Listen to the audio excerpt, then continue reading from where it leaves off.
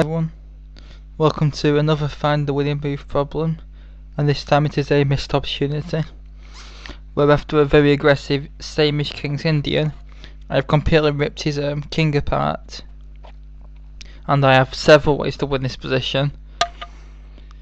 How do you win it? Loads of moves get credit in this position. Some are stronger than others. The move I played is a decisive advantage to white as well, and it's a 6 firm highest move on the engine. So pause. By the way, this is versus Dipaksha.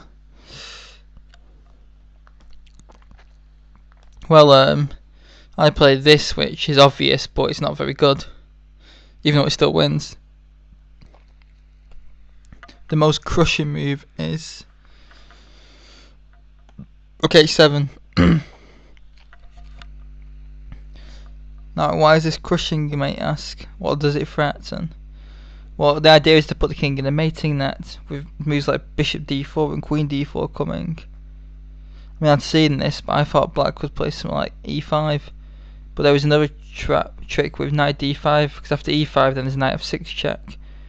So, black is in a mating net in this position, and there is very little that can be done, to be quite honest.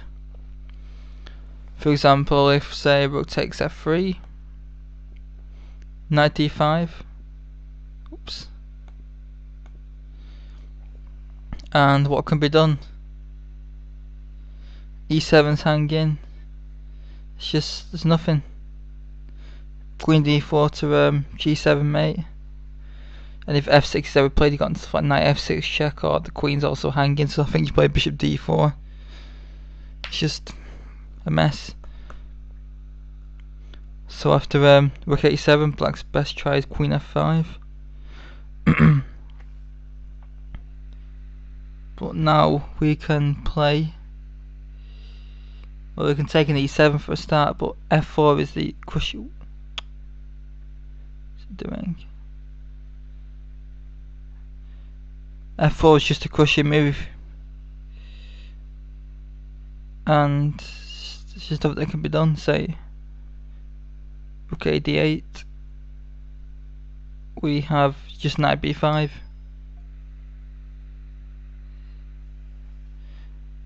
And although white's a pawn behind, black's completely lost. Too many threats. King is going to be mated, I think.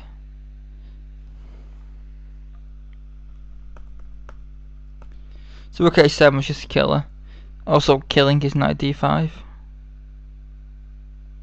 Just straight away, and then rook h7 next. Say rook takes f3. We have knight takes e7 check. If the queen takes, we've got rook h8 and this. Or if the king goes to f7, we just win the queen. And if it isn't taken, say king f7, then the rook comes in with check. King e6. We've taken g6. Everything just falls apart. After knight d5, then we're just going to play rook h8. I think got rook h7 and crushing attack. Say knight e6 to try and get the knight back to defend. We go check. Has to go to f7. We then go back to here. So if king e8, we've got knight f6 check, king g8, knight takes e7 check, and if knight g7, we just play bishop d4 and rook g8. Time to take an e4, open the f file up. Black is lost.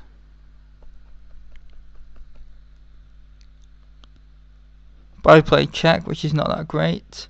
He has to obviously go to f7, otherwise if king g7, then that would be rather embarrassing. Here, check, king e6, king e8, we have knight d5.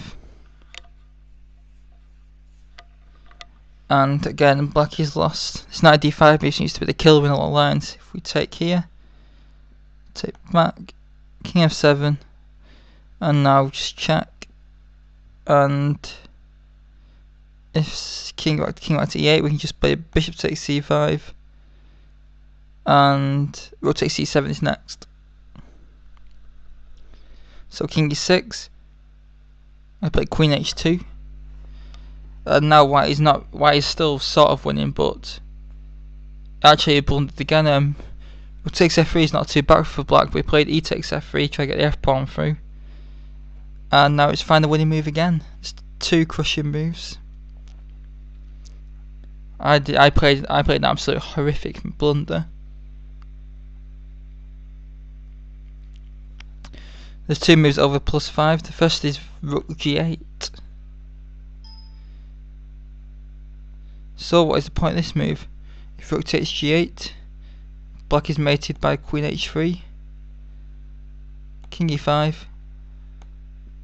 queen g3, king f5, queen f4 check, king e6, queen g4 check, king e5, bishop d4 mate. So the point of that move is to deflect the rook off the f-file, so then it's mate then, and it can't be taken, and now rook takes g6 is coming next.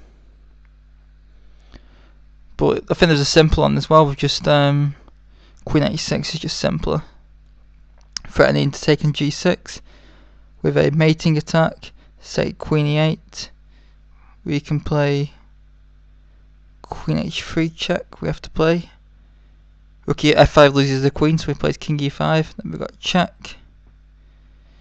And after king e6, we've got similar line to before, because now the rook has to block, otherwise bishop d4 is mate after king e5, and then the queen falls. But I played knight d5, and now black is winning all of a sudden, because once the knight is taken, the black king is actually safe in the centre, and in fact white is just completely lost. It's now -4, because I'm just 3 pawns behind, and the king has an easy route back via c6, and I lost in 15 more moves. So that was a rather travesty with all these missed wins, but I hope you had fun trying to work them out, and please leave in the comments some thoughts. Thanks very much.